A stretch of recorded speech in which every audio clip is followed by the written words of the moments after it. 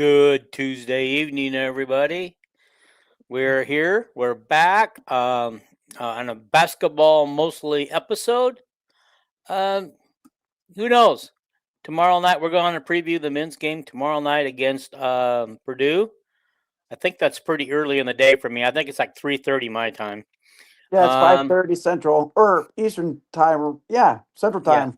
Yeah. And then we will also Eastern. preview the women's game against Oregon, which is also pretty early my time. I believe 4 o'clock my time on FS1. I forgot to see what channel Purdue was on. Probably the Big Ten Network. But first, a little bit of wrestling news per Tom Brands today. Kelvin, you want to talk about that? Oh, you talking about Endine? Yes. Yeah, he isn't with the Hawkeyes anymore. Yeah, nobody knows why. That's all I know. A bunch of rumors, but that's like rumors about Emily Rodriguez and rumors about Endringer and rumors about anybody that people love rumors, So I don't know. Well, it makes good for talk on the internet. Keeps the clicks going, and it keeps everybody happy. I know he was having a little baby, and I don't know if that had something to do with him quitting wrestling or not. But. Yeah, nobody knows for sure. I know that he was still a part of the team when they were putting the lineup together for Wisconsin, and they said the only reason why he wasn't in the Wisconsin lineup because he was about to be a dad any day, and so. He was with his fiance or wife or girlfriend. I don't know. Whoever. You just don't know. Baby. Yeah, so. Don't know. Never been mentioned. Okay, let's get right to the men. Have the unfortunate task of having to go to Purdue tomorrow night. Oh, first of all, guys, this team, Purdue, first in points. Okay. First in points per possession. First in offense efficiency. Number 2 in assist. Okay, they are 41% from the 3-point line. They're only 10th. Oh my gosh. They have a scoring margin of 20.5. They average about 87 points a game. Their free throw percentage is 52%. That's number 13. The rebound margin is plus 9. That's number 13. Their assist to turnover ratio is 3.67. That's third. And now the top 3 scores that I got were, but these numbers aren't correct according to what I saw later on. I saw another thing and we can go over that. But I want to say Trey Kerfman. 19 points a game. I actually saw something where it said he was around 15. Braden Smith, their point guard, who, if you listen to the interview with Ben McCollum today, you heard him rave about him and what he could do. But he has 18.3 points a game, according to this. Is the team's assist leader, which I would have expected him to be at the position he plays. Fletcher Logan has 17.3 a game, and he's number 1 on 3-point shots. Actually, that's all I got on him. You guys want to add anything while I'm looking up some more stuff here? I know your stats were a little off because Smith's the leading scorer on the team. Maybe those scoring marks that you got are Big Ten in the Big Ten. That could be. They got 6 guys that are their scorers. One of them guys only averages 9.7, but the other guys are, and I think that guy that's with 9.7 is the guy that is 7'4". He's a backup. But, Hang on for a second. Right, it's Matt Painter. I mean, Iowa, the last 6 games against Purdue were 0-6. And the last win we had at Mackey Arena was 2015-2016 season. Yeah, that was the game. That was the Rick Mount game where he was coming back to Purdue for the first time in a long time. The Rick Mount, kind of an honor game for Rick Mount, and Purdue was ahead of us by 21 points at halftime, and we came out. We had Utah and Nick Baer, and Nicholas the Baer. only thing we could do was press. The only way we could come back was to press the whole second half, and that's what we did, and that was like miraculous that we come back and won. Yeah, it was fun watching Jared Uthoff shoot the ball. Yeah. His stroke was just so pure. Mm-hmm. I just really liked the way he played the game. That game was right after our disastrous Rose Bowl against Stanford. Yeah, we had 2.5 weeks to prepare for one guy. Well, the one guy kicked the living crap out of us single-handedly. Yeah, so I want to here are Purdue's overall stats compared to now this one says that they're scoring 86.4 a game, and their opponents, they're only giving up 68.1. This is season stats, so this would include the non-conference. What I read must have been conference only. I knew when you said that the guy that was their second leading scorer, you said he was the first leading scorer. I knew that, that had to be something else. So yeah, I knew Smith was their leading scorer. So. Yeah, I was under the gun, and I did see that my stats were wrong, and so I it don't matter, that. Dean. Yeah, you did all right. You did fine. Okay, alrighty. We just know that they're good again because it's Matt Painter. Yeah. Well, anyway, they hit 52% of their shots. Their opponents only hit 41%. Here's my question. Yeah. Who's all healthy? Because remember, we had guys that had the flu and not feeling well, and if you listen to Ben today, he said that they were doing fine. They were better than they were. Okay. It kind of run its course through the team, and that can't use that for an excuse there tomorrow.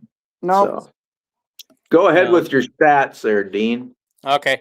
3-point percentage, they hit 39%. Their opponents hit 30%. Free throws, they hit 73%. Their opponents 72%. You really can't do anything about the opponent's free throw percentage. Sometimes it's just the environment, being at the home or something. But they average about 12 free throws a game. Their opponents average about 10. And so they have 38.8 rebounds per game. Their opponents 28.9 or 28.5 rebounds per game. And so I wanted to compare them to Iowa, though, if you guys will allow me that. Fire away.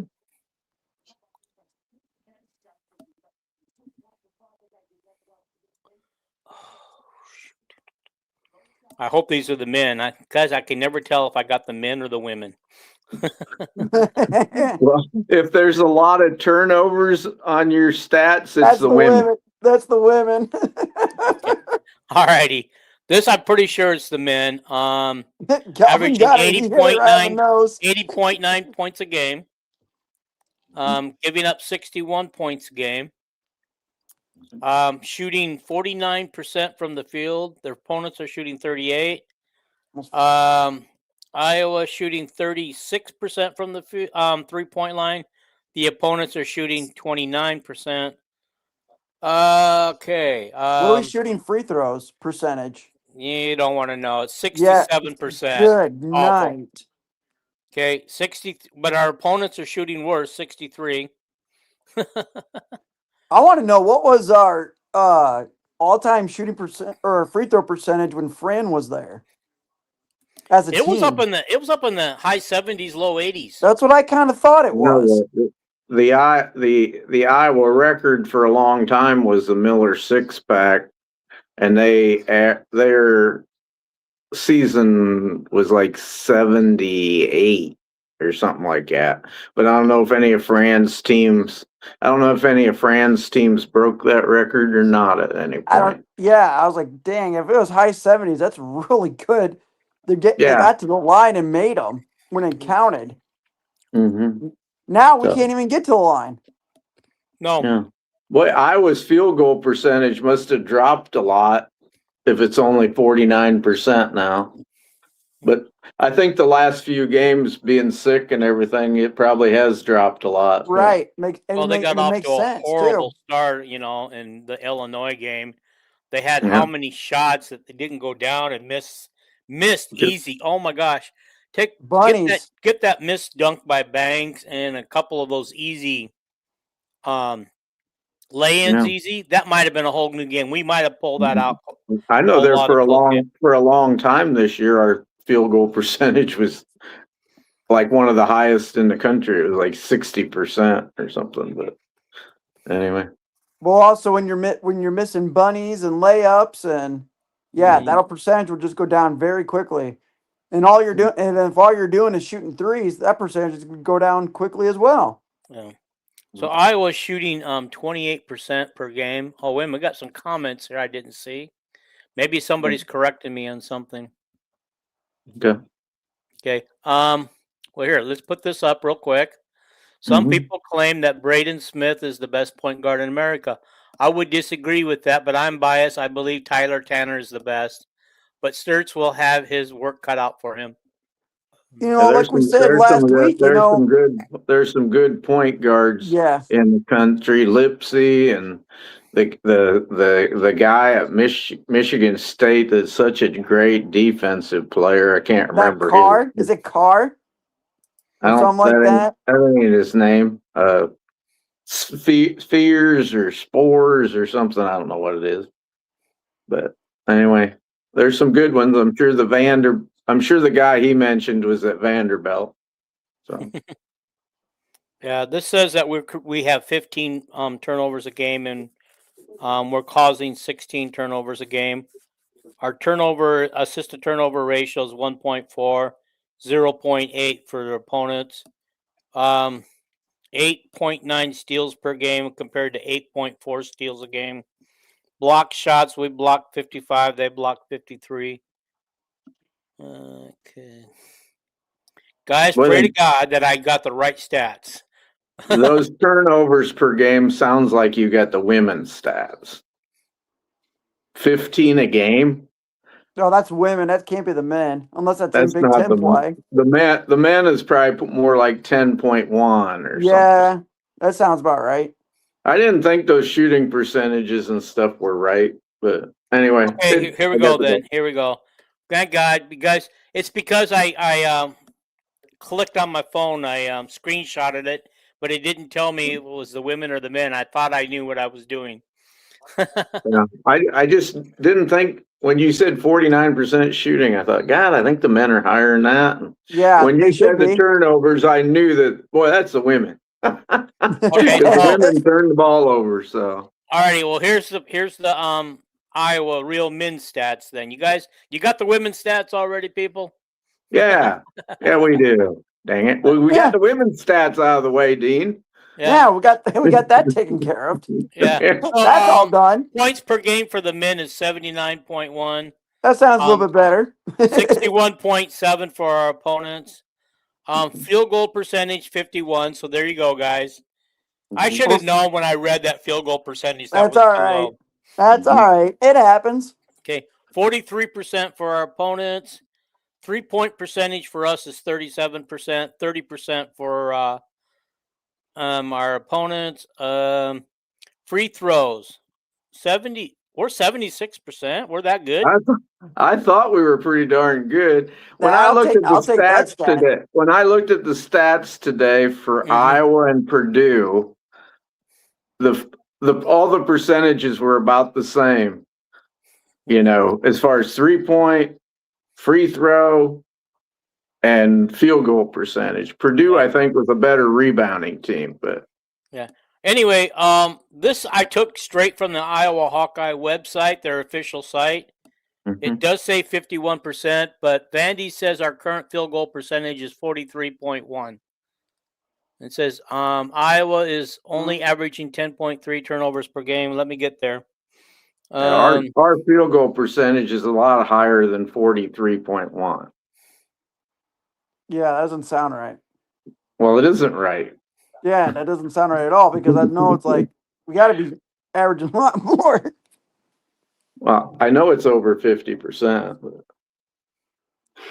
Hey, I'll take 70-some% from free throw line as a team. I'll gladly take that.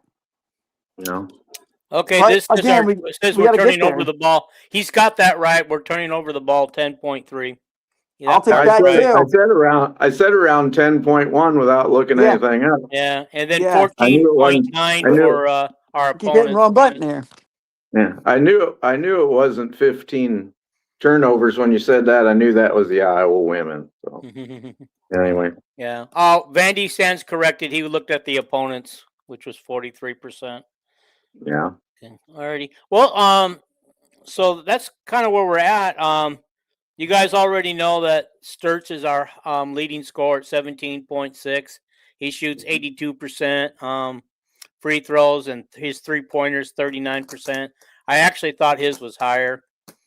And then he's the only one in double figures. Banks shoots 9.7 for free throws at 74, and he's a 43% 3-point shooter, so he's a better 3-point shooter. Fulgaris is a better 3-point shooter. 9.0, 73% free throw. And 3-point shooting, 42%. Koch is a 41% 3-point shooter and 79% on his free throws. And 7.7 points. Howard 7.3, my favorite guy on the team. 76% free throws. However, I'm not happy about this stat. His 3-point is only 27%.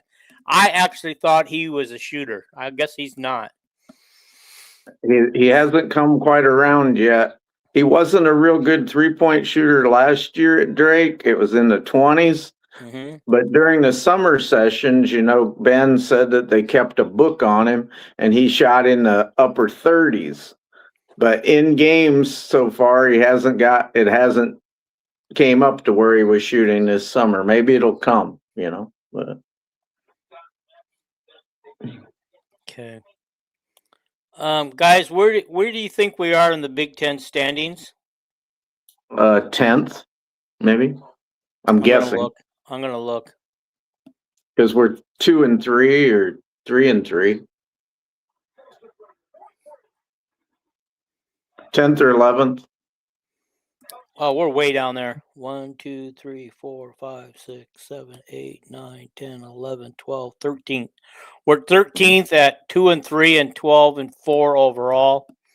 Nebraska and Purdue are leading the league. What's the deal with Nebraska? How did they get so good? Yep. Tavian Banks is our best 3-point shooter. Yeah, I think I said that, didn't I? I got him at 43% though, so maybe and then Fulgaris is at 42% and Koch is at 41%, so they're all right there together. Sturts was way up there, but that game that he was so sick at Minnesota, the first half he scored 0 points, and I think he was 0 for 10 or 12 in the first half. Yeah. Banks has only shot 14 3-pointers all year. Yeah. But anyway, this is I've never seen the day. Okay, so the teams that are ahead of us: Nebraska and Purdue at 5-0. Michigan 4-1, Michigan State 4-1, Illinois 4-1, Wisconsin 4-2. All those teams I would have expected to be ahead of us in the standings. Wisconsin just beat Minnesota at the buzzer, so they got another win. Okay, so Minnesota is actually 3-4, not 3-3. But Wisconsin is okay. So they would be behind. In Minnesota will drop behind us in the standings. I didn't expect to see USC at 2-3 and UCLA at 3-2, Ohio State 3-3, and Indiana 3-2. Yeah, which I believe we play Indiana this weekend, right? Yeah, it's a small sample size, and like some of them West Coast teams like USC and UCLA, I think they've made some trips out this way, and last year they didn't handle those trips very good. So if they got some of them trips out of the way, they'll probably raise into the standings. It depends on who you played. The thing that affected Iowa's standings is we were right up at the top, near the top of the Big Ten, and then we had our flu week. You go 0-2 last week against two teams you could have beat. We almost beat both of them, and we had the flu. So that really hurt us, our record, to go 0-2 against Minnesota and Illinois. But anyway. Okay. Having a little trouble bringing up what I'm trying to bring up here on my phone. I could care less about that. I'll try one more time. So we go to Purdue and Indiana this week, right? Yes, that's what I've got. Yeah. Guys, we could be on a 4-game losing streak by the time this weekend's over. And that's going to look bad because that means that would put us at 2-5. Golly. Yeah. It's starting to look like Fran's last year's team. Yeah, well, they don't look like Fran's team on the court because they've been playing really good basketball. I know the Iowa women are like up at the top of the standings, but the Iowa men have been playing a lot better basketball than the women have. But yeah, it's kind of aberrational. But then hey, this week I ain't giving up on the Purdue or the Indiana game. I don't care. We've battled. The Michigan State game is the only game that we really got beat bad, so. Yeah. I just keep thinking of the what ifs in the Illinois and Minnesota game. What ifs?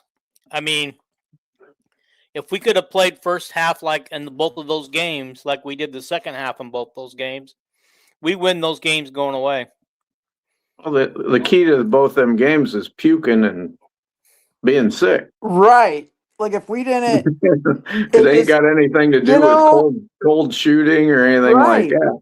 Right. I mean, but if you don't feel good, you got to, at least say something like, hey, can we sub in or can I sit this one out or get hydrated, Yeah, the women were also sick.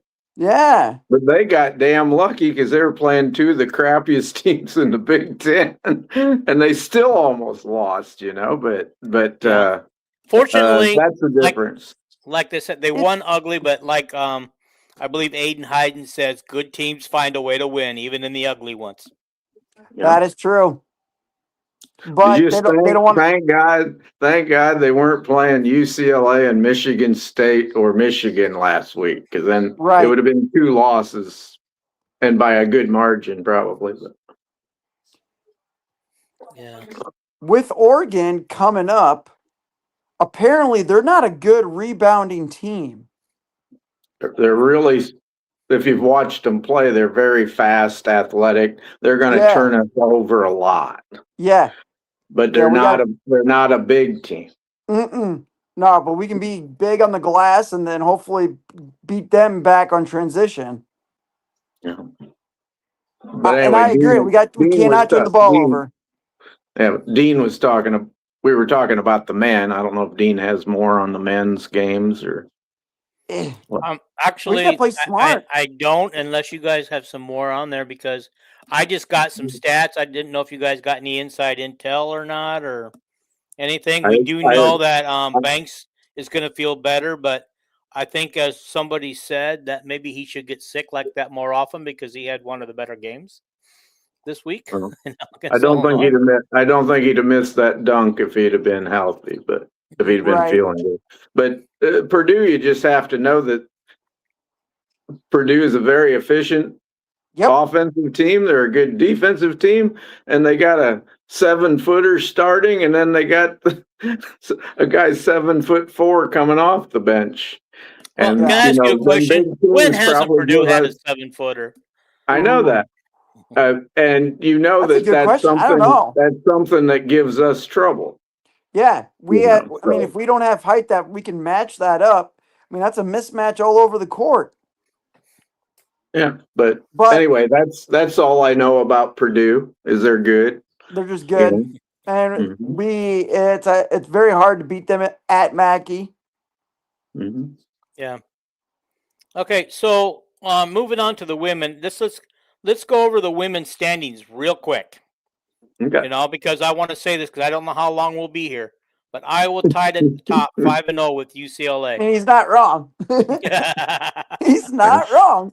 Michigan State 5-1, Ohio State 5-1, Michigan 5-1, Illinois 4-2, Maryland 4-2, Minnesota 3-2, Nebraska 3-3, Wisconsin 3-3, Oregon 2-3, USC 2-3, Washington 2-3, Purdue 2-4, Northwestern 1-5, Indiana, Rutgers, and Penn State all 0-6.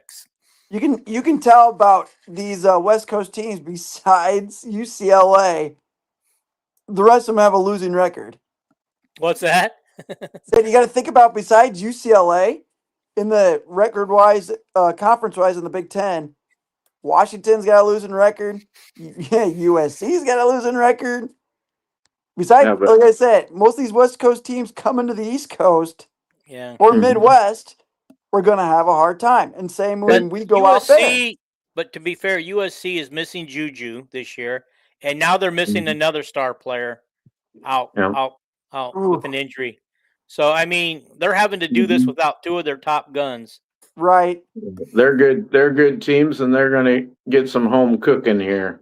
Yeah, You because know. when we go out there, we play USC and at UCLA. So Yeah, Yeah. I'm hoping to I watched. split that. I'm hoping to split those same, games out there. same. I watched. It would be I great watched. if we could be undefeated, guys. Could we be undefeated with UCLA when we hit the UCLA game? Can you I, imagine the marquee and the eyes that will be out at Westwood in Los Mhm. Angeles? How far ahead is that game, Dean? I can tell you, just give me a suck. I think it's coming up. We got Well, I was going Oregon to at say if we home, want to be Michigan State at unbeaten, home. if we want to be unbeaten going into that game, it better hurry up No, yeah, I agree. because we're not playing great. You know. Mm-mm. We got the thing is the one thing limit the turnovers. You got to take care of the ball. Be smart with it. Know what you're doing. Yeah. We're just So here we go, guys. I'm going to give you the list. We're gonna too tell you. young of a team this year to be consistent, is what I'm saying. Yeah. No, you're right. Okay. No, absolutely right. All right, we have Oregon coming up, as you guys know, on Thursday night. We will get to that game. After that, on Sunday, we have Michigan State in Iowa City. That's a rare Sunday night game. That's like a 5. Oh Isn't my that gosh, a 5 it is. o'clock game? God, I won't miss the game for a change. I'll be home to watch it. And they are a heck of a basketball team with Van Sluten and Yeah, I Michigan can't State. remember the Yeah, other girls' teams. But, Yeah, I think they've Yeah. only lost one game themselves. Maryland, at Maryland, I think, again, they only lost one game so far. Maryland's gonna be So tough too. But like we said Maryland's last tough. week, Illinois gonna be is the tough. sleeper team in the Big Ten. Okay, here we go. Ohio State on the January 25, Is that USC at? on January 29, and UCLA on February 1st. So that Ohio State game must be at home. we'd have to win. We'd have to win the next several games to. But that Ohio we'd have to State, win the next 5 games to be undefeated. yeah, that Ohio State game must be at home, Dean, because we wouldn't play 3 road games in a row, right? Nope. You have to go to East and then all the way to the West Coast the next 2 games after that. And that wouldn't be good at all. I wouldn't think we'd play Ohio State on the road and then go to No. California and play 2 road games. Right. Yeah, Yeah. well, I'm thinking that actually, with Ohio State 18 game's gotta be at team home. I don't think we're going to be unbeaten when we get to UCLA. Okay. All right. Boy says France last year's team was continued to improve. Boy says, you sick, you stay home. Plain and simple. Don't spread it around to others. That's something you learn in elementary school.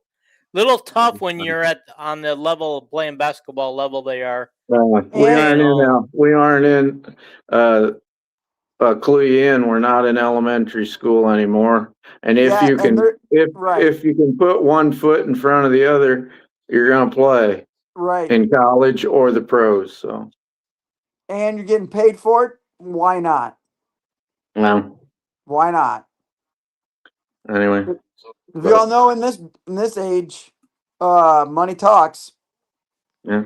Did you have any statistics you wanted to run down in the Oregon game, Dean? Or yeah, okay. But hey, we got the right ones, don't we? I believe we do. I'll go back and get them here in a minute. He gave us we have to give you first some of all, there, Dean. He gave us first the of all, women's they're 14-4. Oregon is.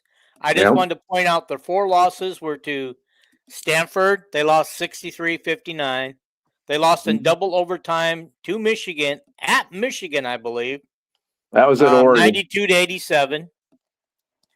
They lost to UCLA 80-59, and they lost to Michigan State 85-81. Their wins are USC 71-66 and North. No slouch. We don't want to take this team for granted. I don't know. They're a very athletic team. Yeah. You know, Vandy told us one night before they played the Michigan game at home. And Vandy told us before that Oregon's we knew they were a very well coached team. And he said that they had really good athletes, and they showed it in that they had Michigan beat so bad, and Michigan got lucky and beat them in overtime. Well, it's probably the second time that Michigan had a scare and came back and won. Who did they have their scare from earlier this week?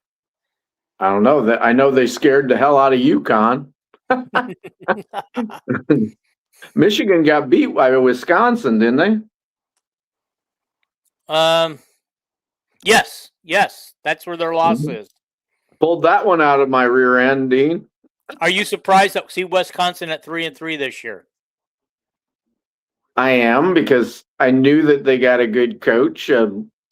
That coaches Bluter ball, but I never dreamed that they lost their best player to UConn, that great big pivot player.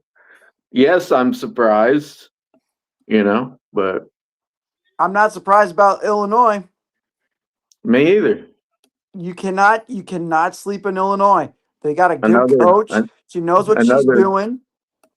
Another Bluter protege. And she's from Clinton, Iowa. Yep, she's another Quad Cityan. You Quad Cityans are sticking together now. Well, pretty soon I'm going to say that this coach is from Minneapolis, Minnesota, and he's going to say, "Oh, another Quad City area." Yeah, no, we're talking about Iowa. Around the area. Clinton's like 45, 50 minutes north of Quad City. So yeah. All righty. Well, anyway, they're 14-4 overall. They're athletic. And they are making shoot it 2-3 in the conference. That's good enough for 11th place. And so Katie Fizio is their leading scorer at 15.5 a game, followed by Maya Jackson. I didn't have any stats for her originally. Now I got them. 14.5, 6.5 rebounder. So she's doing pretty good there. I can't even know if I can say this. Astute. She leads the team in rebounding at 7.5 rebounds a game and 8.9 points a game. This one I didn't even have listed. I wonder why not. Somebody named Mavis is a guard. Scores 12.5 a game and 3 assists a game, so she must be their point guard. But she's only Jacobs is no wonder I don't have much on her. She's only played in 2 games, so either she's coming back from an injury or she's left early after 2 games in the season. I think Oregon had a transfer plan for him too. That was from another Big Ten team like Indiana or someplace like that. And she might have been a foreign player. I don't know if she's the one that had that funny name you couldn't pronounce or not, but. well, there's one that's Mohammed something. Mohammed begins with an F. Okay. Alrighty. Your guess is good as mine. I have no idea. Okay. Anyway, they have a person named Bell. She's 7.6 points a game with 2.6 rebounds, 1.3 assists. Somebody named Rambis, who's a forward, 7.2 a game, 3.1 rebounds a game, only 0.7 assists. Somebody named Long, who's a guard, 6.2 points a game, 3.5 rebounds, 1.6 assists. So basically, but they got a lot of players that score 6 points or more. Seems like you listed like 8 or 9 players. Yeah, and rebounding too. They must be able to They must be able to throw people at you in waves like Tom Davis did or something, Yeah. So their top 8 players are 6.2 or better. But then the next several players are 5.1, 4.4, 4.1, 3.9. So it looks like they actually use all their players the way it looks. And they're so aggressive defensively, they probably get a lot of their players have to get a couple fouls and they have to go sit down, probably. Right. So. Line change. Here comes new 5. and they're from a university called Oregon, so they have quite the payroll. They wouldn't have a lack. They wouldn't have a lack of roster. No. It's just that they're playing in a very tough Big Ten against other schools who have money too. And they, depending on their schedule so far, their schedule could have been kind of unfair, like traveling and stuff. We don't know that, so they might rise in the standings. So yeah, this is a very imbalanced schedule. They play everybody at least once, and I think 2 or 3 teams 3 times. Twice. Yeah. UCLA looks so good. I watched them play at Minnesota the other night, and Minnesota is such a deep team and a good team, and UCLA just beat them, no sweat. Must have won by 20 points or something. I got to give Minnesota and Wisconsin for turning their programs around this year. They're not where they want to be with the elite in the league yet, but they're putting scares into people, and they can hang with the best and beat them. And Wisconsin's already proved it. Minnesota has proven it too. They beat somebody too, didn't they? Minnesota's right up near the. They got a good record. They had Maryland beat. They were ahead by 8 with 28 seconds to go, or 48 seconds to go, and gave that game away. Minnesota's got a real good team. Yeah. So a couple of things I want to address here. I will address them here in a minute. Okay. Ava Hayden is leading our team at 16 points a game. She's a 67 free throw percent shooter. I wish she'd get that up at least over 70. She's never attempted a 3-point shot. If she has, she's at 0%. She's never made one. Her field goal is 63%. And honestly, for as many baskets as she makes, I thought her field goal percentage would be higher than that. You know what I mean? Because she makes a lot of baskets underneath. She didn't do herself any favors when she tried to step out and try to elbow some of those in the other night, because I think that's out of her range. And actually, Hannah Stokey did the same thing. And by now, everybody knows that Hannah didn't improve in that area. Right. But she shouldn't be stepping out trying to shoot shy. She shouldn't be shooting mid-range or her outside shot. The thing I want from Ava Hayden is please play more minutes per game. I'm tired of watching. She does some of the dumbest fouls, and I'm not being critical of her, but probably just from being young. She did the same thing last year. She's just too handsy. Yeah. She thinks she has to try to block every shot. Yeah. Move on defense, move your feet. And stay out of foul trouble and stay away from the 3-point line. Leave them to McCabe, to Feuerbach, to other shooters that are on the team that specialize in 3-point shooting. Well, Ava's not trying. Ava is not putting up 3-point shots, so No, she's and fine there. And she hits the 15-footer. She hits the 12-footer. Yeah. My only Yeah. concern is fouls. Please Yep. stay out of foul She is- trouble. Stay out of foul She's foul trouble. prone, yeah. But she draws a lot of fouls too. Hannah's at 13.5, our second leading scorer. Free throw percentage is 55%. So that has actually increased because it was at 50% before the Indiana game. Yeah, she'll come around, and it's Hannah. She always does. Yeah. 3-point. I didn't even know she attempted 3-point shots and made them this year, but she's at 22% on 3-pointers. Mm-hmm. And by the I mean, thank you, if no one's Collector's guarding Dream, you, for you your know. comment. Yeah. Okay. So Chit Chat's number 3 on the team, but I've seen a little bit of decline in her. I thought she was closer to 20 points a game. 13.1, but I love her free throw percentage, 90%. So you don't want to follow her late in the game like Indiana did last week. They finally got smart and started trying to find Stolke. And then I said, when she missed those 2, I said, Jan, you got to put her on the bench because they're looking to foul her. And you're going to have to depend on the game to Hannah to win. And I looked, and there she was on the bench. I go, Jan, thank you for listening. But then she put her right back out there when they went on offense. Chit Chat just has to realize that she's a star and she has to act like it. Right. Jan's trying to get her to do that, listening to her talk today. And she's young yet, and she'll do it, So. She'll learn very quickly. Yeah. I like that little flyby she does, and then gets in the lane and just hits those jumpers. Her shot is so smooth. She is very, very good. I think I like her better than Lucy Olson, and honestly, I think she doesn't have the range Caitlin Clark does, but I kind of actually like her better than Caitlin Clark running the point. And Chit Chat gets to the rim. She ain't afraid to attack the basket either. She's quick off the dribble. She loves going up against those trees, doesn't she?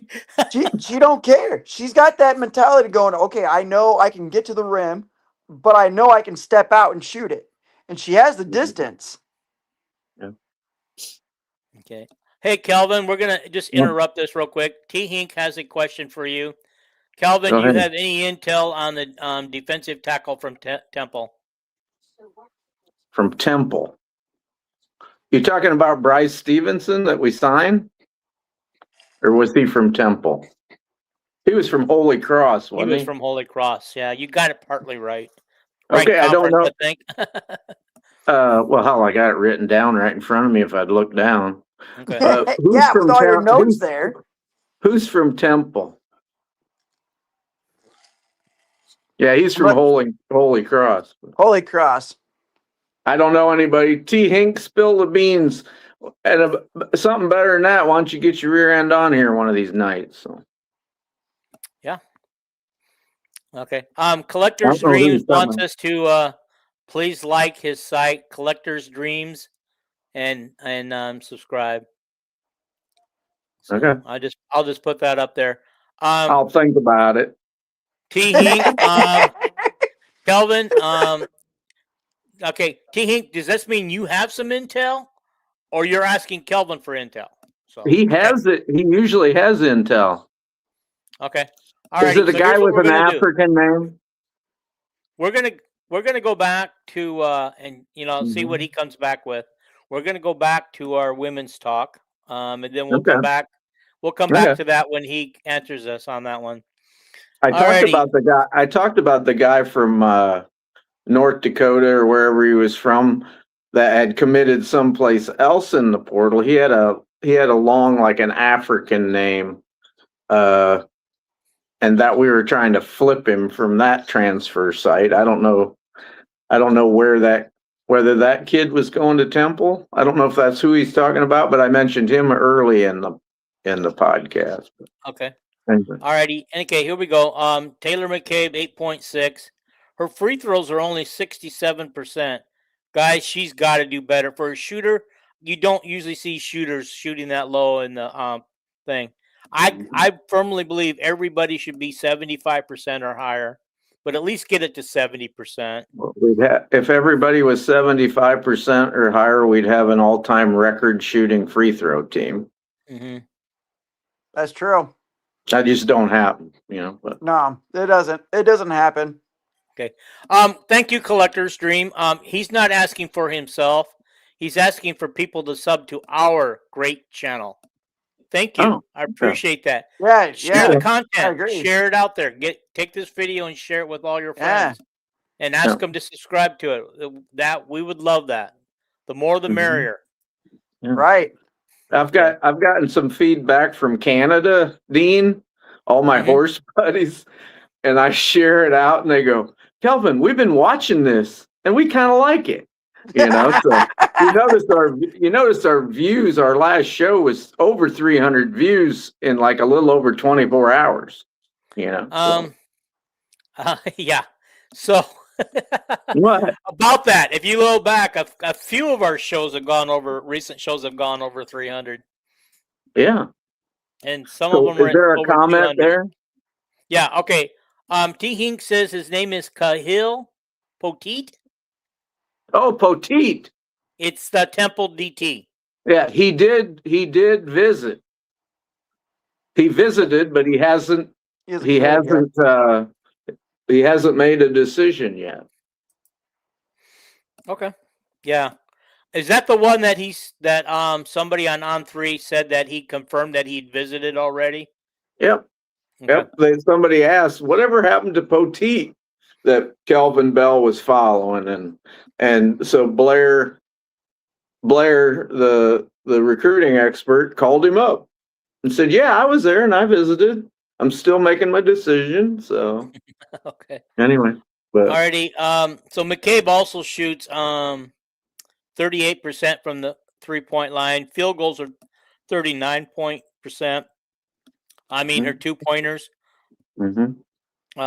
So she'll be fine. So what's her 3-point percentage? 38.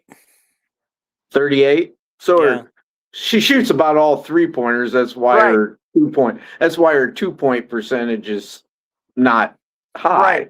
Yeah, she's a 3-point specialist. Yeah. Okay. I am so pleased. I'm so pleased with Taylor. Did you guys notice how good her defense is this year? Yeah. And rebounding. And rebounding, she was always all she could ever do was shoot. And this year, as a senior, she has really, really improved. I'm proud of Taylor. So she's actually contributing, which is awesome. Shots too. She's actually tried to create her own shot and tried to get in there for a couple. Yeah, you have to. She wouldn't have done last year. Mm-hmm. I think it's more up here. It's in the confidence level that she can do it. Yeah. Mm-hmm. All right, another question. I know we talked about this earlier, but we might as well get it out of the way. How about the punter from Australia? Don't know his name. That we know for sure. I know his name. His last name might be Everett, but yeah, Jacob said that kid. Everett. Yeah, that sounds about right. He's a high school kid. And some people think we already got him. I seen today that his best friends from down there went someplace else, but we'll find out probably on National Signing Day. Hopefully we don't wait that long. Usually we get our commitments ahead of time. It's only 2 weeks. It's only 2 weeks away. But yeah. Okay. I like watching that. That National Signing Day is neat. Yeah, but it doesn't. The February one doesn't have the pizzazz. Yeah, there won't be hardly any. There won't be hardly any players talked about. Right. I don't even know if the Big Ten Network might not even have a signing day show. Not anymore. It's like, what do we do for a half hour? All I know is Brad Heinrich said we got our punter, whether that's the guy from Simpson or it's the Australian guy or both of them. I don't know. Go ahead, Dean. Okay, so all right. Taylor Strimlow's at 7.4 points. Free throw is 68. Another person who needs to increase their 3-point or their free throws, but she is a good 3-point shooter, 42%. I think out of everybody I mentioned so far, except for Chit Chat, she's the highest one on the team, and she's 52% overall on field goals, which is Yeah. not too bad for field goal percentage. I'll take that. Awfully good for a guard. Yeah. Yeah, we so, haven't had a decent guard in a long time. Yeah. I want to name 3 other people. I didn't want to go through the whole roster, but Deal is at 5.2 points a game. I'm actually shocked that she's that high because she has a lot of games where she doesn't score. That's okay. She can pass. She can assist. She can get rebounds. She can do the dirty work. Yeah, Journey's at 4.6, and I got 75% down here. I don't know if that's her field goal or her free throw. I'm going to say free throws because think field about goal Journey would be right pretty now. high. Right. Well, think about this with Journey. She does the dirty work. She gets the offensive rebound. She gets extra possessions. She even goes up. She gets to the line. Journey Houston does a really good job coming in as a freshman, true freshman, learning the system, and she's contributing. And I would guess that Journey Houston leads the entire nation in rebounds per minute played. Oh, 100%. I bet she averages like 6 rebounds a game, and she plays she probably averaged 7-8 minutes a game. She's not the tallest, but man, is she scrappy. Yeah. So you guys remember back this summer preseason, Layla Hayes and Addie Deal were getting all the interviews, everything. Nobody. I kept saying to people like Chad Lysico when they were doing their interviews and Tyler Tatchman, why don't you talk to Journey? I'd like to know something about Journey Houston. I'd like to know where she's at. And nobody was talking to her. So I started getting this in my head that maybe, just maybe, she's not very good and nobody wanted to talk to her because they thought she'd be buried on the bench. So I started thinking she'd be buried on the bench. But the first media person, and you will like this, that I saw interview her was during the Iowa media days, Matt Randazzo, who brought her over to his table. He was the first one to interview her. That was because she was a local, local neighbor. It was his neighbor. Yeah, I know it. I understand that. They have a history. But he's the first one to do it. Yeah. You know, when you also watch Journey, with her high school career, yeah, you'll know she's a star. And another reliable source told me another girl, that Burridge that went to LSU, she's not getting much minutes, but apparently she got paid pretty good to go to LSU. Burridge is a great athlete. Right. And Burridge was a top 10 player in the country. Yep. Journey was a top 30 something until she got hurt. Yep. And then Journey ended up being probably 70 or something, But Burridge is a great player. You got to understand, you go to LSU, you go to UConn, Journey wouldn't be playing at either one of them places. So. Right. If you were in a top 10 player in the country, yeah. And apparently she got paid quite a bit too. So I kind of know. Girl? Yeah, she played at Downport North. She's the same grade as Journey. Yeah, really. That shocks me. How did we let her get away from Iowa City? Because the Burridges don't play in the Big Ten. Her sister was an All-American. Yeah. At Baylor or LSU or something. And it's probably playing in the WNBA right now. Well, look at this. Oh, they look down on the Big Ten. Then they're saying that women's basketball in the Big Ten is. Well, it's like if you're a starry-eyed kid and you're playing in Iowa, it's like Caden Proctor. Alabama comes calling. Oh my God, Nick Saban, Alabama. You can't hold it against the kid. That's like I get that. Deal. But let's go like this. On the other, let's flip it real quick. Okay, we've heard a lot of these guys' stories who said that Kirk Ferentz is a legend, and they wanted to play for Kirk. They wanted to play for the legend, the future Hall of Fame coach. So isn't that kind of like playing for Nick Saban and all those guys? It's almost except Kirk doesn't have the payroll, doesn't have the 5 Yep. stars, and doesn't have the national championships. Yeah. You know, Right. But anyway, okay. it's a little different. It's like the Yeah. difference between playing for Ralph Miller or playing for John Wooden. You know, Right. So, guys, I Yeah. have this. I wanted to say something because Yeah. it's really starting to make me mad. I'm Uh-oh. seeing a lot of things on I the didn't do it. internet. I swear. Yeah, I know it. I do. I'm starting to see a lot of things on the internet, and even my favorite guy, Doc, who runs the women's page, Hawkeye women's page, he had to come out and say something too. I'm tired of the people running Hannah down, saying this is her senior year. They want more production out of her. Granted, her free throw percentage has dropped off a little, but you know what? We don't win that game against Indiana without Hannah in the game. I want people to understand that this is a senior. She's leadership, and I see her talking more to her teammates than I ever saw her talk in the past. After coming out of a timeout, she was talking to her teammates, telling them what to do. She's the gamer. Yep. Kylie's a gamer when she's in there, but Kylie isn't the stud that Hannah is. Hannah's the one that shows up and battles like a heavyweight champion every single game. Whenever we play a good team, there's no way we win without Hannah on the floor. 100%. I know, and that's what I'm saying. And, Hannah 100%. has to stay out of foul trouble, which I believe for the most part she has, where she's had trouble doing that in the past. She'll be fine. Yeah, we got Ava playing the true post this year. Mm-hmm. So we don't need Hannah scoring 20 points a game in the post like she has in the past. Hannah just needs to do Hannah things and she'll be fine.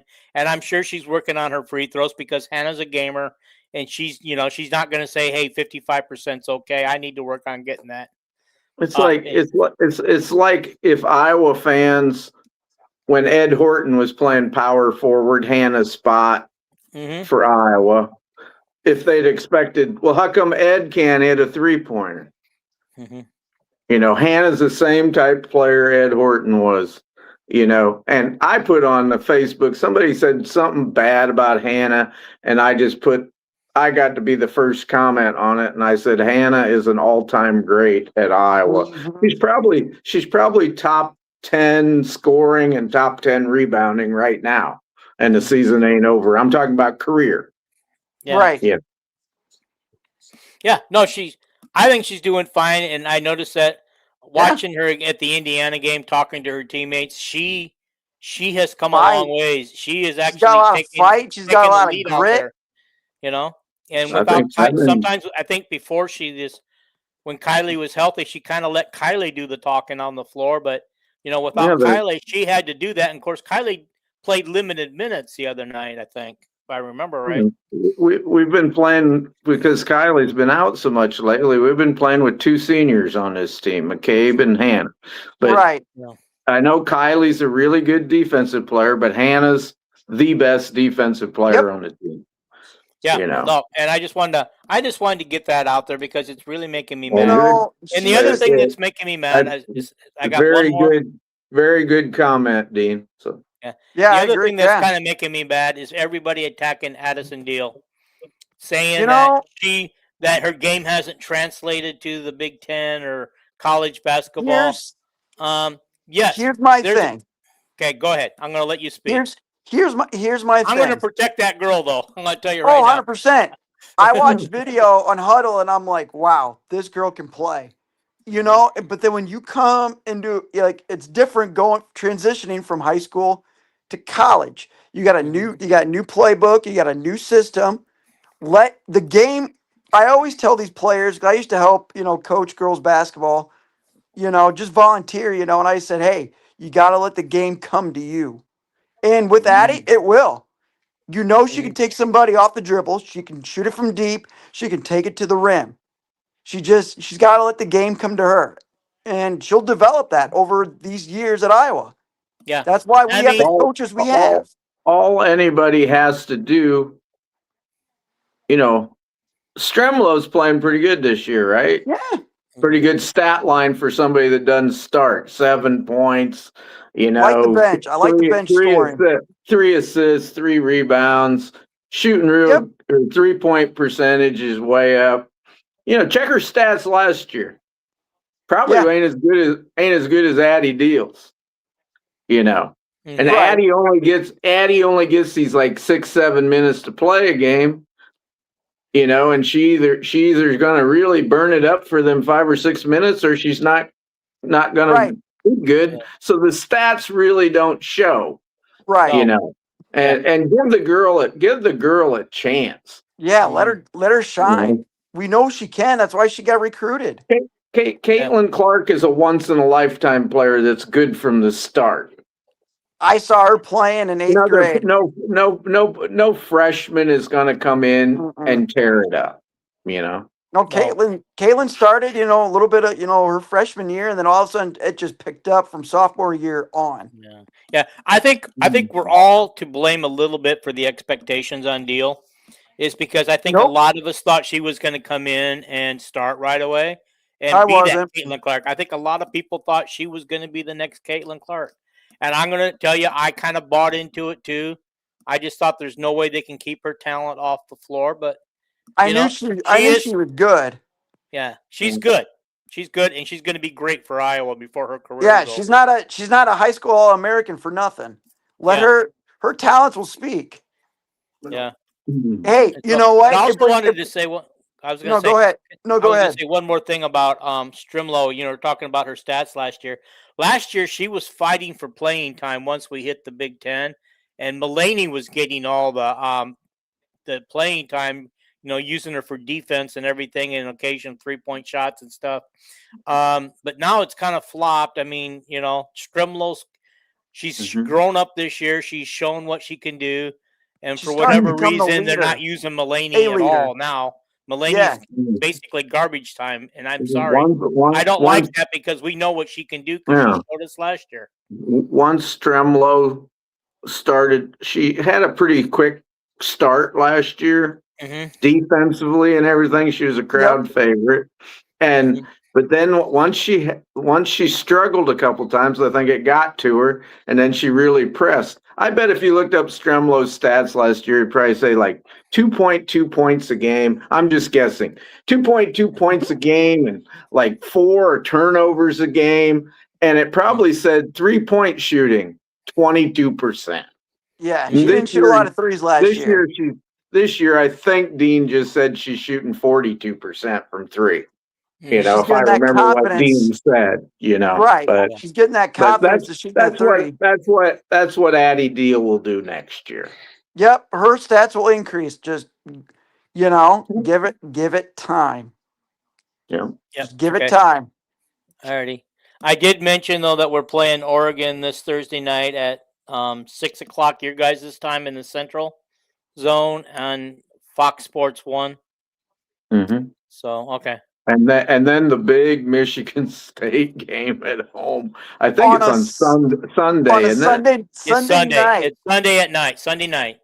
That's going to be a hell of a game. I hope the girls really. I hope the crowd's going to be cranked, which they always are, and I hope the girls play a really super game and give this young team, confidence. Yeah, like that USC game did last year, Dean. That was huge. After that, we were a different team, weren't we? Yeah, we only in Big Ten play we only lost to UCLA after that. We beat everybody else. Weren't we 2-6 or something before going into struggling that game? Big. We were going into the I think we were like 3-6, I think, or something like that, or 3-7. I think we lost 6 games in a row. Yeah, but not before the UCLA game. We beat Washington, and then we had UCLA. Okay. Yeah, but I thought at one point we lost 6 Big Ten games in a row or something. Yeah. It was the longest losing streak in the Big Ten. Yeah, it was not good. Before Lisa Bluder was here. Just so everybody knows that Oregon was the 6th game on that 6-game losing streak.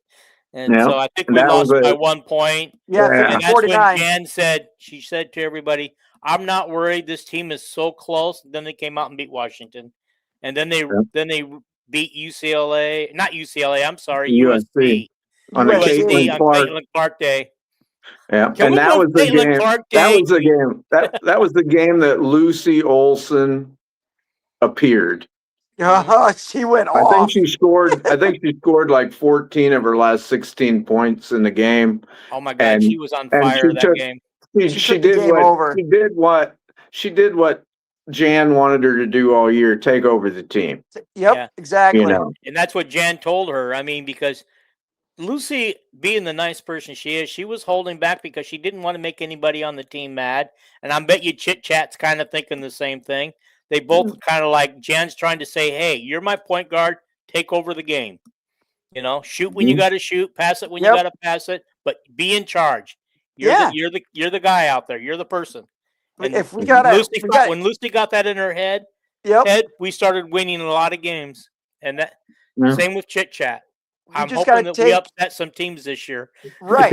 Lucy was about the only girl on the team last year that was a scorer. Yeah. Mhm.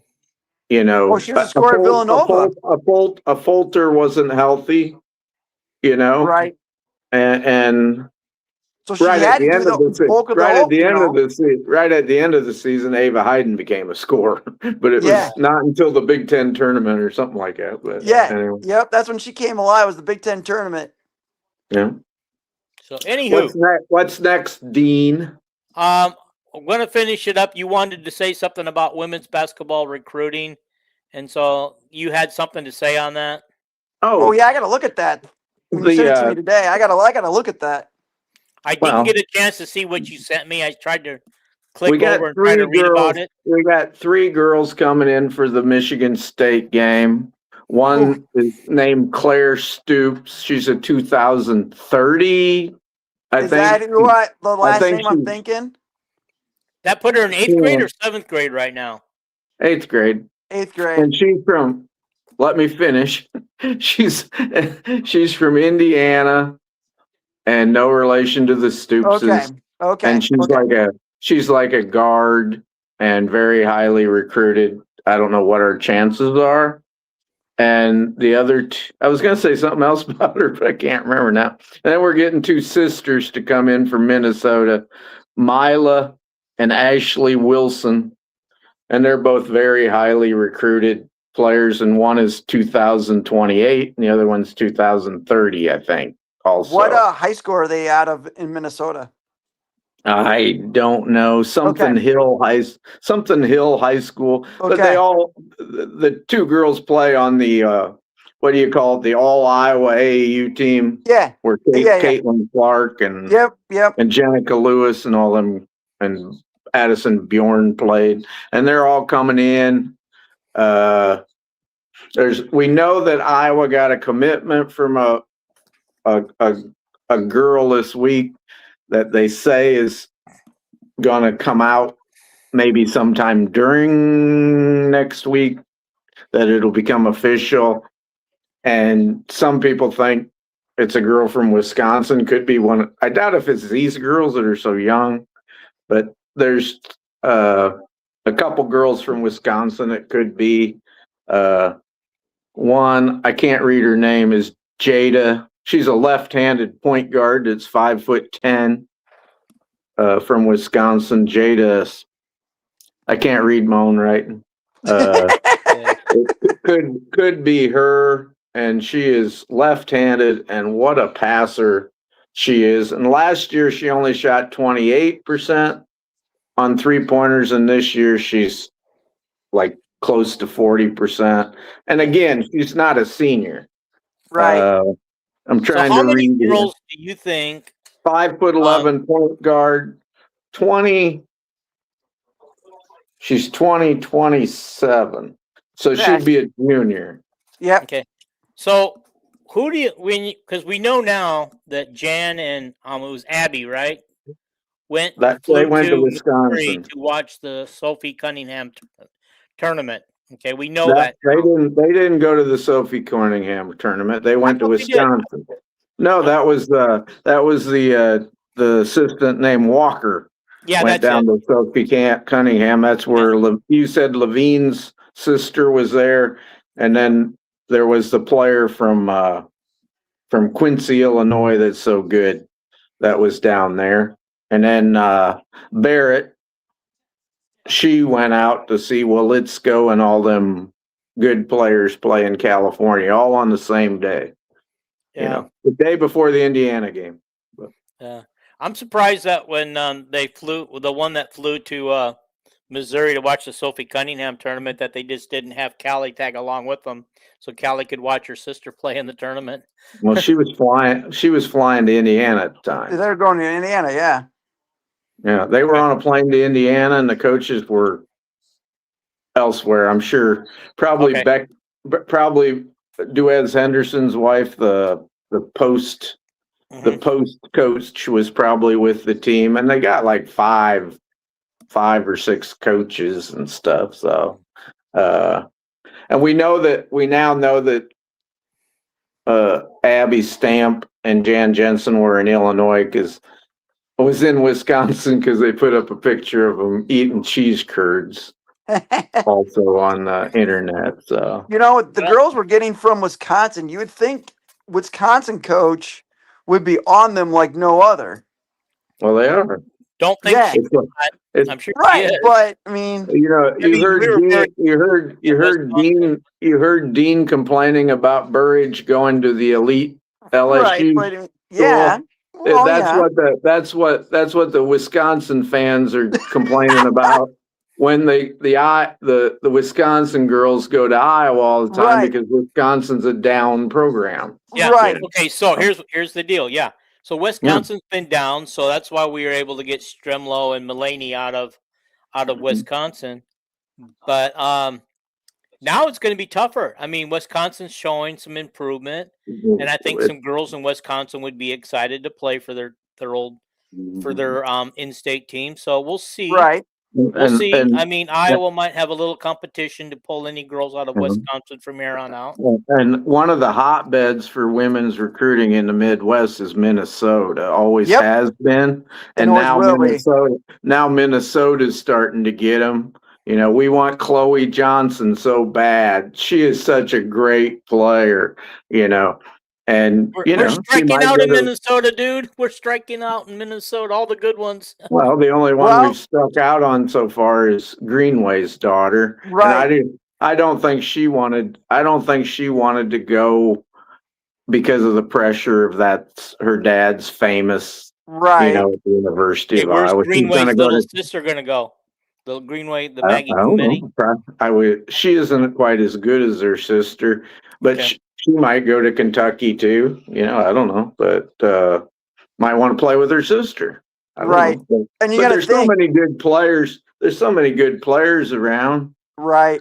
You know, it doesn't matter. And as far as the elite women, every year in the recruiting class, there's like 5 athletes in the women in the nation that are so elite, you know, like a Walitsko or a Harpring.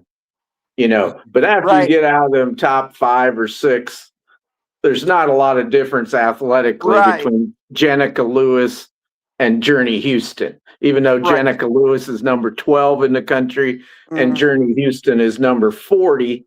They're not the type of athletes that are going to go run down the court and dunk. Right. And all that stuff. It's more about fundamentals and shooting. Are you a good shooter? And do you have good hands? And and all Kelvin, I got a message from T. Hink for you. Mm-hmm. He's asking you if you would like to join him on his podcast sometime. He wants to join this podcast is what he's asking. I've invited Hink on. Me and Hink have been on what's it called? The Voice of College Football together. That's where we met him, and he's very knowledgeable. Nice. And I hope someday that I've invited him a couple times, and I've sent him a link a couple times. God, you know, God willing for Dean, like if I'd pass away or something, I'd sure love it. Don't say that. That's not very nice. Well, I'd love it if T. Hink would. He seems to be a lot like me. Just he knows the stuff. I like that. He's got some of the same sources that I do. It sure seems like it. Right. Yeah. And everything, but I really like the young man. I've never met him. Yeah, I would like to Hink, I just want to say you are always invited to be on this podcast. Drop me a line. I will continue to try to send you links and continue to invite you to join us. But if me and T. Hink ever got on the same podcast, I'm sorry, but we'd put the ANF podcast out of business. Oh, that'd be awesome. Let's Not do really that. awesome, Let's get him out of here. Let's put him. I want to see this. Let's Because we wouldn't be talking about any crazy stuff. ANF is just like, this is it, you know, this is the scouting report. This is what PFF says. This is what our eyes see. And there's none of this rumored stuff about, well, who's going to start at quarterback next year? This is what we're hearing. You know, it's none of that crap. No, you know, we want the real deal. Yeah. So anyway. But hey, we are going to do an episode sometime probably before spring or right during spring. Our way too early projected two deeps. Just like we did last year. I already struck out on one. One guy didn't play, and now he's leaving Iowa. Yeah, I've already posted mine on 3 and everything. A lot of guys are doing that, but are we going to do any like a couple position groups tonight, Dean, or not? No, I think this is a good place to leave the show tonight. Read Hink's comment. We've only been on for a little over an hour. I know it, but it's late. It's a late night show, so that's your fault. Yep, it is. I mean, I do have a life that I had to get ready for. I was planning on doing this show before the basketball game tomorrow, but I got talked into doing it tonight. Yeah, you gotta go to bed pretty soon because it's 7 o'clock where you're at. I'm a little guy, man. I love to tease Dean. Oh, it's so funny. But Calvin, you're not wrong. I have to be at work at 5 a.m., so I'm usually up at 3 in the morning. So I'll be fine. My horse had a foal last night. Oh, like at 2 o'clock, and for some reason I couldn't go to sleep last night, and I couldn't figure out why. I never slept. I went to bed at 10 o'clock, and I did not go to sleep until literally 6 o'clock in the morning. And I couldn't figure it out, and here my horse was having a foal, and I didn't know about it. Everything good, though? Everything come out? Well, the filly foal would not nurse her mother all day. And if they don't nurse their mother, we gave her colostrum. I say I didn't. My buddy Jim did. But he gave her colostrum, milked the mare and gave her colostrum and everything. And finally, like at 5 o'clock this afternoon, he texted me and said she just sucked. So perfect. Thank God. So perfect. That's good. But Dean ain't gonna let me even do one position group tonight. So, would you like to do one? Just do one. We could do the one that a blind man could do. Okay. All right. The quarterback. The quarterbacks. There's only 5 guys. You guys tell me what you think the depth chart on the quarterback going to be, and then I'll tell you what I think. Helinski, Brown, Jimmy Sullivan. Okay. That's Jimmy Sullivan. And the other 2 guys, Addie Deal's boyfriend. The other 2 guys are Fitzgerald and Bessinger. Where you got them, Dean? Scout team. You're kind of mean. I mean, you think they're gonna let that $500,000 high school guy run around and get hit by the scout team? Bessinger. My thing is, wouldn't Fitzgerald go follow his dad? No, he ain't. No, he's already said he's staying at Iowa. All right. He's only got 3 more. He's only got 3 more days to enter the portal. I think this is my theory that the reason that some of these guys that we know we have in the portal haven't been announced. I think that some of them have not been announced until after the portal closes, so the kids that are on the team don't leave. That makes sense. You get another defensive tackle and a defensive tackle says, right. I'm leaving. Yeah. Okay. What about you on the quarterback? Treat will be 3rd string. At least, well, that's the guy you're talking about. Yeah. Okay. So quarterback he's third wise, string. Got to put Sullivan at fourth string. I'm just shocked that we need another mobile quarterback. I like that. But we're talking about who we got. We got 5. That's how many we're gonna have. I want you to tell me who's starting, who's second team, third team, fourth team, whatever. I like Polinsky. I like the way he throws the ball. He can spin it. And he can run. Yes, he's got an arm. Brown, I haven't really seen much film on him. So, and all I know is about those two. I don't know anything about the other 3. Okay. To be honest, I don't. Okay. Just those 2. This is my take on the quarterback room from what I know. Huklinski was slightly ahead of Brown going into the December practices, and Brown ended up slightly ahead of Huklinski during bowl prep. Yep, I heard that too. That is the battle for first team this spring, and I don't speculate on who's going to win. I ain't watching him play. No. You know, like Dean says, Heklinski's quicker. Yeah, and he's got this great quick release and everything. And Hank Brown's got the big arm, not as good a runner, you know. But we know one thing: Tim Lester's going to decide, and he ain't going to decide until next fall. Right. So, and then the backups. We have. This happened in December. We have that Fitzgerald, the walk-on. Ryan, I think his name is. He actually moved a little ahead of Jimmy Sullivan. Okay. He's kind of like a Gronk type. If you would look at Gronk's, when you get off here, Kyle, do a little homework. Okay. Go look up Gronk's high school highlights. Then go look up Fitzgerald's. Very similar. I bet they are. Very similar. Built. You know, they can run. Well, they're winners. They're winners, you know. Anyway, but they're in a neck race for the third position. And then Bessinger's going to be the 5th guy unless he's the next coming of Joe Montana. And he could move up, and all these guys are Tim Lester's guys now. Which is good because the only guy that we're lucky we have Tyler Barnes is Bessinger. Because when we lost Cash Herrera, Lester wanted to go jump and get a different quarterback that was available right then, and Tyler Barnes put the brakes on it.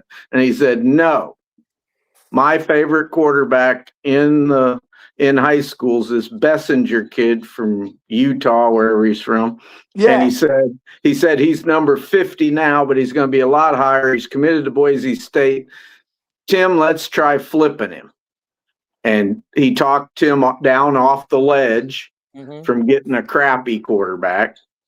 And they ended up with the best high school quarterback recruit since Nate Christensen. Yeah, so you got a feeling that if he's kind of like I don't know. But anyway, Hink says this is his starting lineup: Helinski, Brown, Trenton, Sullivan, and Sullivan. I think he meant Sullivan and Fitzgerald, or Fitzgerald and Sullivan, one of the two.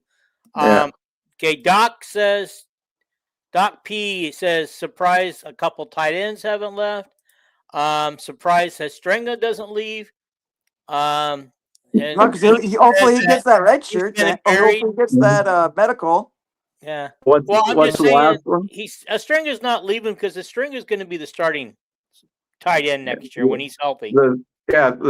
When we get to the tight end group and we talk about that, Iowa, you know, they can talk about all they want about having 3 wide receivers on the depth chart, but 65% of the time we have 2 tight. We actually play with 2 tight ends. There's going to be 2 starting tight ends, and it's going to be Hestringa and Vanami.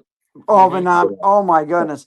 You got to have the way when you got Vanami out there on the field. You got to have a tight end that can block because Vanami so far cannot block. No, he cannot block, but he's got some hands. Yeah. He can catch the And we'll see ball. where like Thomas Meyer will end up next year. Probably number 3 on the list. Thomas Meyer's the best looking guy in a uniform. The thing that bothered me was he was so bad blocking in the bowl game. And then we throw the ball once to him and he drops it. If you drop a ball and you're a tight end, that's way worse than if you're a wide receiver. And Kirk can't stand a tight end. That's why Hoffman, our number 1 recruit from Vanami's class, Sophie Cunningham's cousin, that's why Vanami went way ahead of him in the depth chart because he kept dropping passes. So I hope Myers catches the ball, because if you're a tight end and you drop the ball, you're a big guy with big hands. If you drop the ball, that's a big deal. Big time. You're right.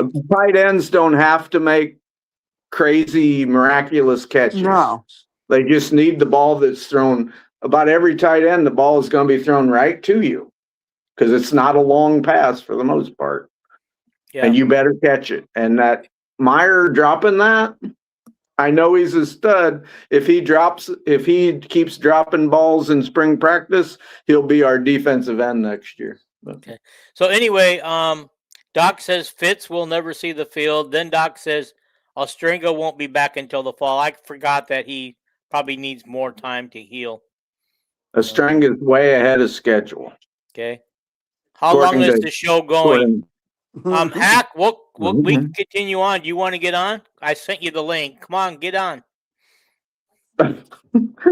Dean was in a hurry to get off. Now he's like, "Yep, screw it, we're going." I said, do I have time to do? I have time to do one position group. Yeah. I do more position groups. Look at it this way: the viewership has jumped. People are getting questions. They're really getting into it now. So as long as people are into it, they demand a podcast. Let's give it to them, boys.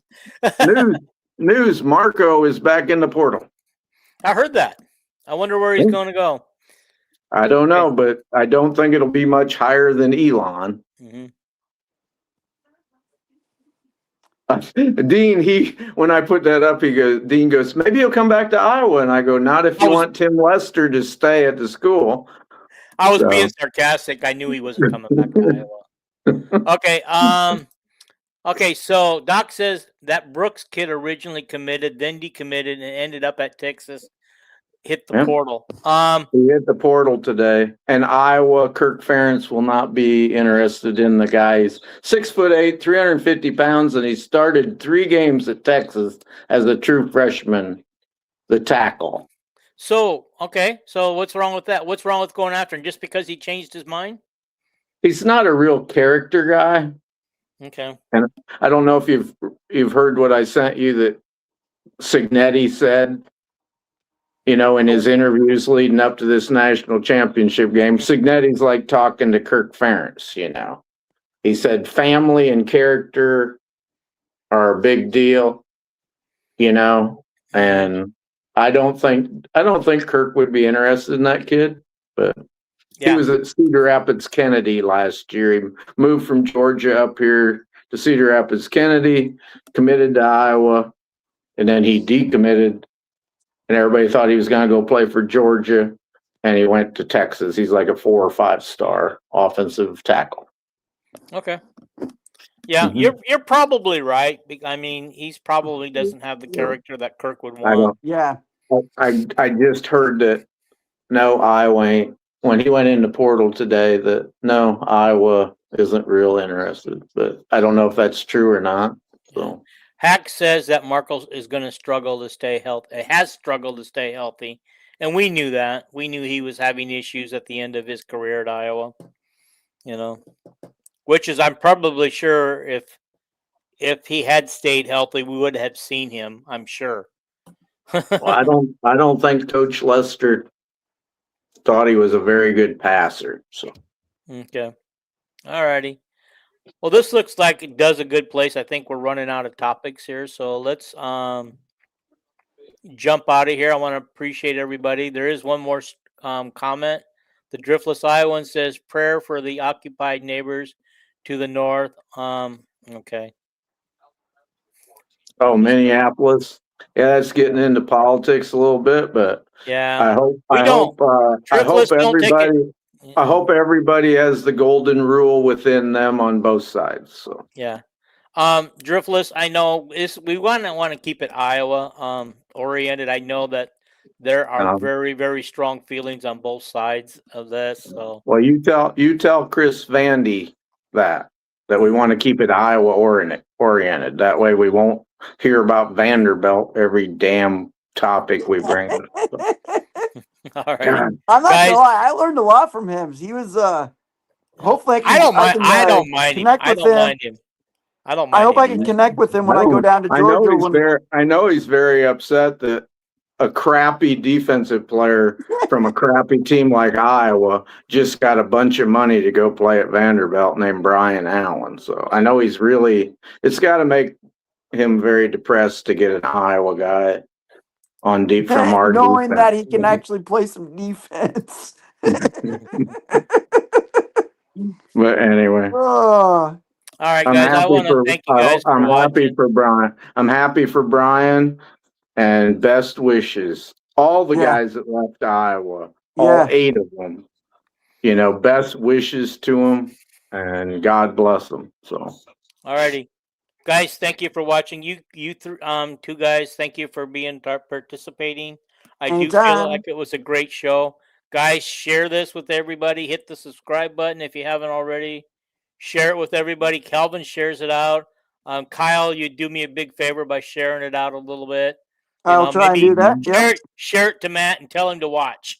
I mean, we're not the same type of show Matt is. We're not an interview show, but we aren't that type. But no, we just kind of get in depth, and I gotta do my. I'll tell you this: you just let me know ahead of time so I can have a little bit more homework, so I can, I kind of like doing the research and doing that.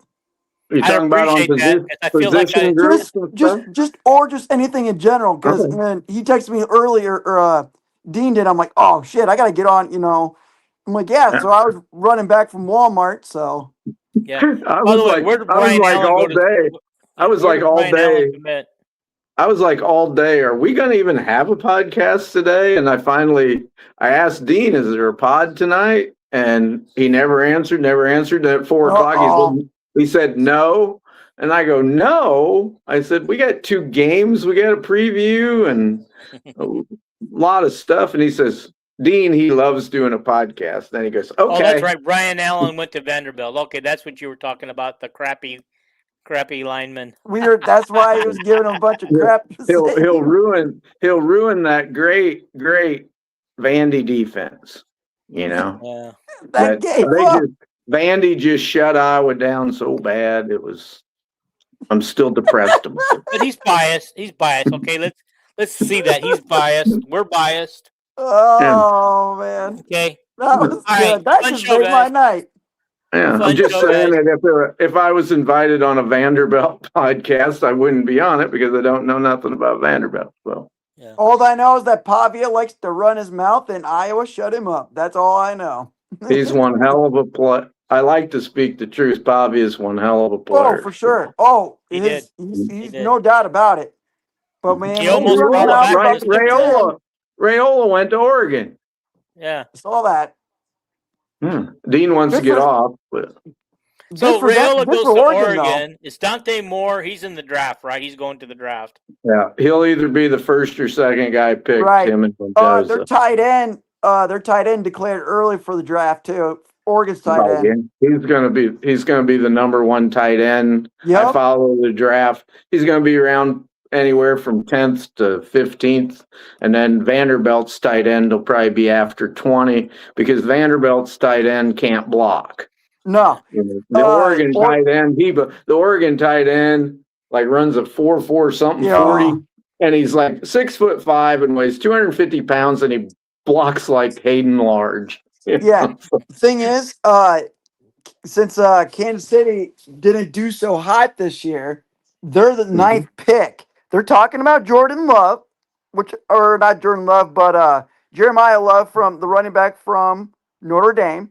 But then I'm thinking, okay, what if Travis Kelce retires? There's all talk. And the thing is, Kansas City has already got 2 good tight ends. I mean, I've been reading. There Travis might be. Kelce's getting ready to leave the league. He's Yeah, going to be you leaving said it pretty soon. he's probably retiring this year. But That's fine.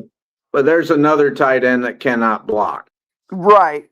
Anyway, Right. he's just a big wide receiver. Have you guys noticed? You said they're talking about Kansas Kansas City is City, talking yeah. about. You said Kansas City is talking about Jeremiah Love.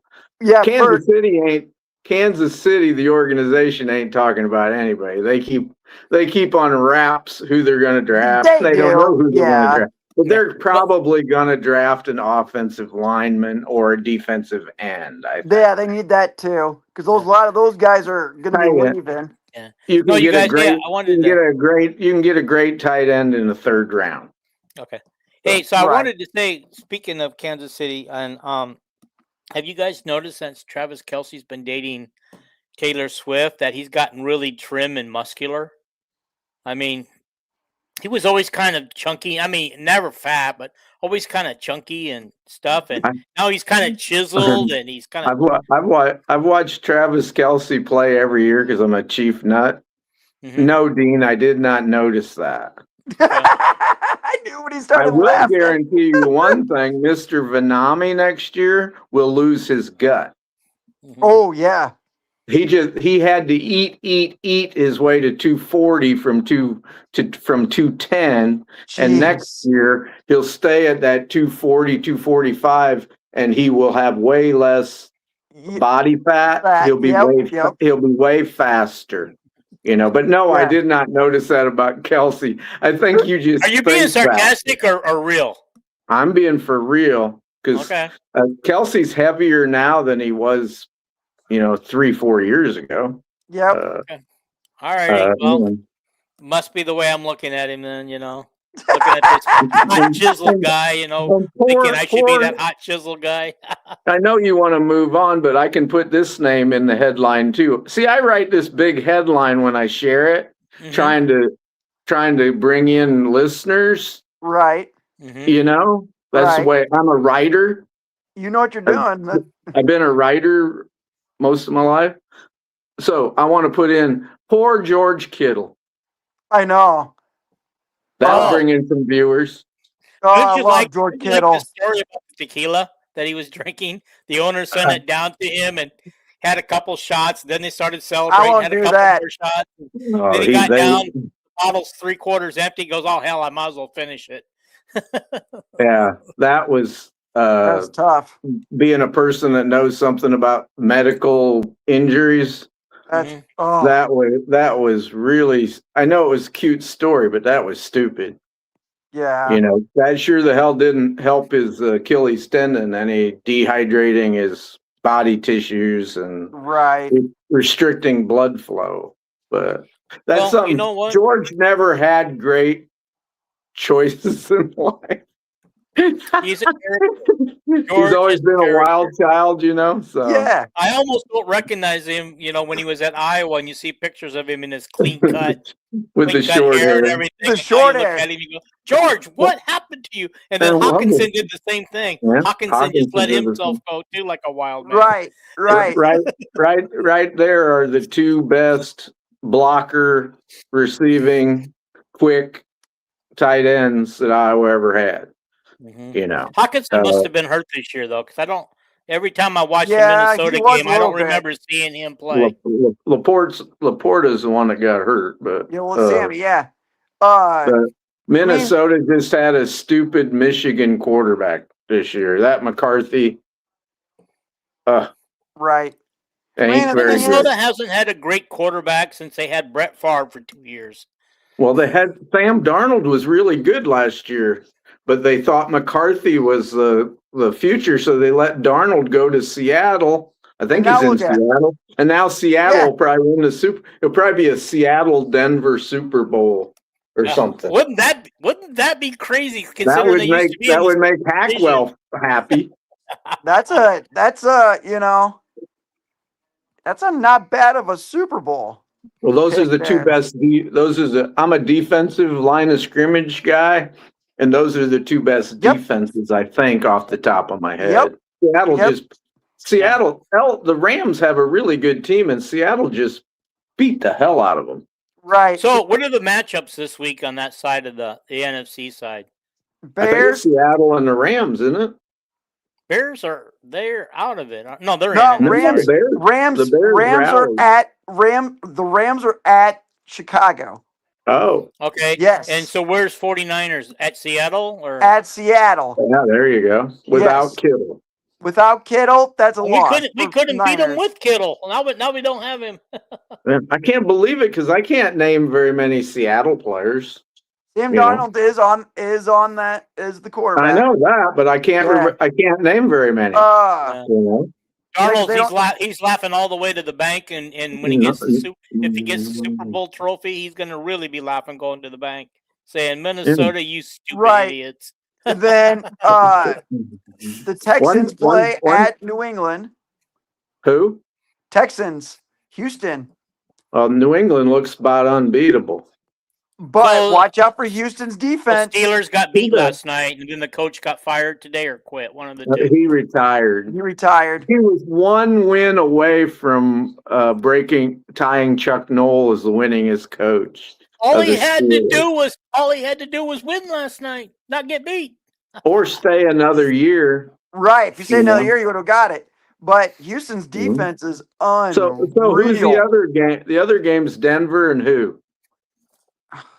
Who's the other AFC team that I'm leaving out? It'd be the team that beat the Steelers last night.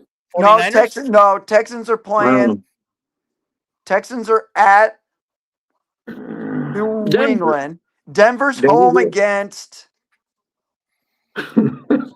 Oh crap! I don't remember. Jacksonville. There it is.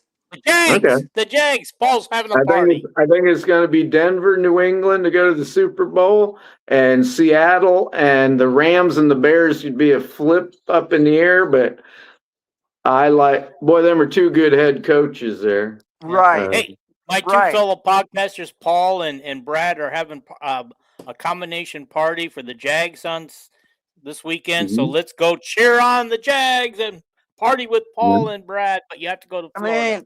The Jags haven't been good since what? Mark Burnell was their quarterback, and Maurice Jones-Drew was their running back.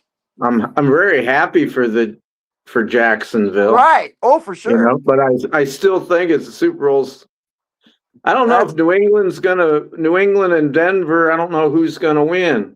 I don't know. Vrabel's such a good coach, and Peyton's such a good coach. Right.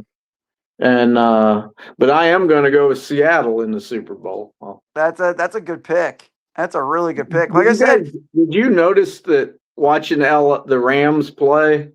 Every time it's like 3rd and 2, what do? They hand the ball off and run right behind Alaric Jackson, the Iowa left tackle, and they got this great big left guard. I didn't see that. The left guard is a little better than Alaric. But boy, is Alaric, a guy that was undrafted, has he made some money in the NFL? So, right. Mm-hmm. Alaric. It's Alaric, by the way. I don't know how to pronounce it. Jackson. Yeah. Alaric or Alaric, yeah. Yeah. Alaric, yeah, it's Alaric. Yeah, I've only heard Dolphin and stuff. People say it so many times. Well, Dolphin gets names wrong all the time, but he does. Anyway. He does. Coward's not wrong. He does. It's quite funny. When we had Jackson and Wirfs on the same offensive line for 3 years in a row, Alaric is the only player that started at left tackle all 4 of his years at Iowa. That's pretty awesome. Yeah. That's awesome. If he wouldn't have became a vegan his senior year, he'd have been a 2nd-round draft pick, but he decided to end up weighing 277, and Kirk was not happy. That was the COVID year, I think. Yeah, the COVID year. He just blamed it on COVID. Stupid COVID year. I hate that year so bad. He thought it was healthier for him to become a vegan. Yeah. Well, I'll say one thing about the COVID year. It cost Iowa wrestling a national championship because they would have won it that year. Oh, 100%. That was had the a year that big- all the Penn State good wrestlers were taking the year off on a sabbatical so they could train for the Mhm. Olympics. Yeah. Jeez. The Iowa football team should have been unbeaten that year too. Yep. Yep. And another note, Kansas is beating Iowa State 71-47. 6:42 left in the game. Are you Men? kidding me? Nope. I'm watching it right now. Iowa State just got ranked number 2 too. Oh well. They'll Come lose and go. that one. Easy It's come, hard to easy beat. go. Right. And- I mean, it's and hard the- to beat and the- anybody at Allen Fieldhouse, regardless of Kansas's record. You know. And Nebraska's almost doubled up Oregon's score in men's basketball. Jeez. 80 to 40. Just think. Okay. They Hey, Who haven't would lost Iowa a game basketball yet. should have had? Kirk Heinrich. Where did he go? Kansas. Mhm. Nick Collison. Where did he go? Kansas. Two Well- Iowa guys that we could not even get. Well, Collison was ready to commit to Iowa, and Yep. they fired Tom Davis. Yep. Heinrich was always going to Iowa State, and then Iowa Tim State, Floyd. yeah. Tim Floyd left for Chicago, Floyd, and he yep. went to Kansas. So they both went to Kansas. Heinrich Yeah. was not coming to Iowa. Oh man, that would have been. Don't And just forget think- about the Harris kid that went to North Carolina. You mean Harrison Barnes and Doug McDermott? Yeah. Yeah. And Watch and- both and those the- guys the in great- high school.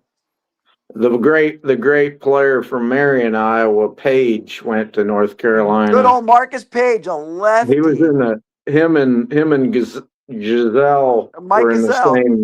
the same class. Yep. And Yep. we didn't get Page, but we got Mike Giselle, who's the most underrated point guard probably in Iowa history. Oh, he was fun to watch. Oh, I mean, you got to think about. Look at Bohannon.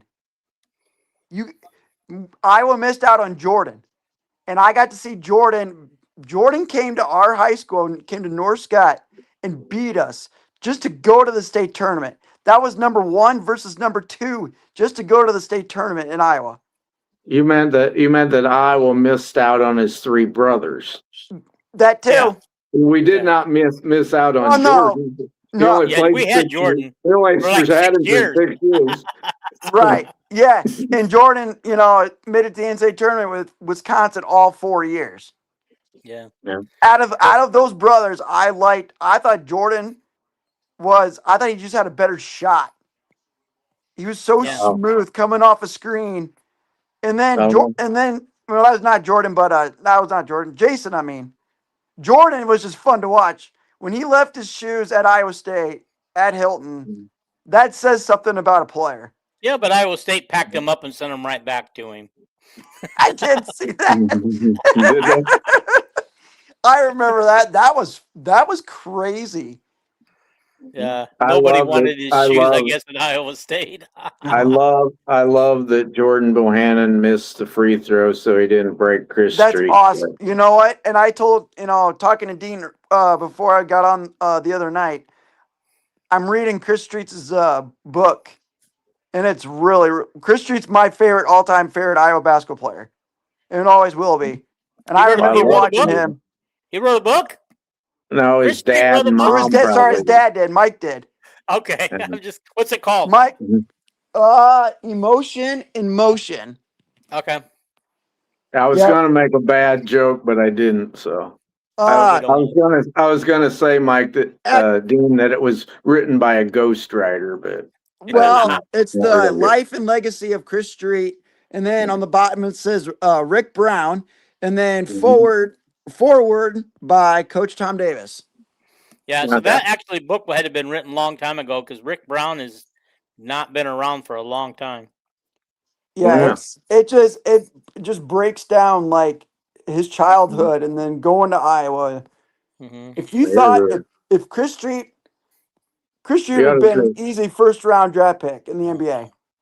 I can He was remember he could when have I was been. living. He might have made it. You ought to seen him play quarterback at 6'9". But he was I- good at it. I did not. All I knew, watch back in the day. I was like I was born in '87, so '90s when he passed, and it's just remembering Chris Street, just watching him play. I was like, this guy's freaking good.